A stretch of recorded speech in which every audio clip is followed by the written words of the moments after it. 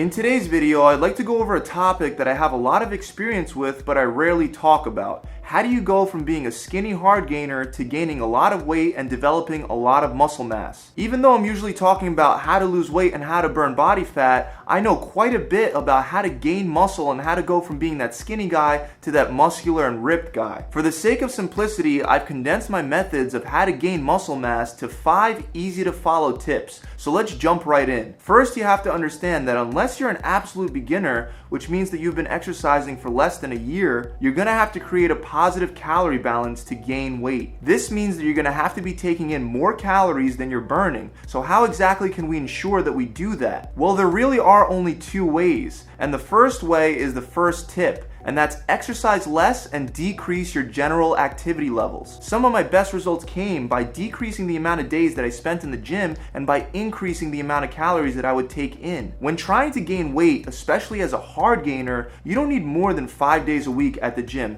and even that can sometimes be too much. I see people trying to gain muscle and they're doing exercises like burpees and jogging on the treadmill, when in reality this is only going to lower your chances of gaining muscle. So a lower output is beneficial for bulking up, gaining weight, and gaining muscle mass. The second tip is based on the other way that you could create a caloric surplus, and that's by increasing the amount of calories that you're taking in by eating more food. If you're really serious about building muscle, you're not just going to try to get your calories up by eating junk food. I think it's pretty obvious that increasing your calories by eating more ice cream and donuts is not going to build muscle in quite the same way as sticking to healthy sources of carbs, fats, and proteins. Whenever I would try to bulk up, I would always have a lot of carbs, and the reason for that is because carbs are your body's preferred source of energy. So by having a lot of carbs, you'll prevent your body from going into a catabolic mode and breaking down muscle tissue for that same energy. I've never really been very carb sensitive, so I would be able to have more than double my body weight in carbohydrates while bulking. You can have less than this if your body is carb sensitive, but the point is, don't be afraid to up your calories when trying to gain muscle. After all, that muscle has to be made from some kind of energy source. If you're really serious about building that muscle, you'll calculate the exact amount of macros that you need to bulk up. I've already made a video on this topic that I'll include as a link in the description. The third tip is to have a slow digesting source of protein right before bed. This is very important because while you're sleeping is when your body's recovering the most, and it's also probably going to be the longest period of time that you're going to go without eating. You want to give your body the amino acids it needs to rebuild those muscles bigger and stronger. A couple good examples of slow digesting sources of protein are cottage cheese, casein protein powder, steak, chicken, salmon, turkey, and nut butters. If you want to take this to the next level like I did, you can wake up in the middle of the night and have a protein shake ready to go to get some extra calories in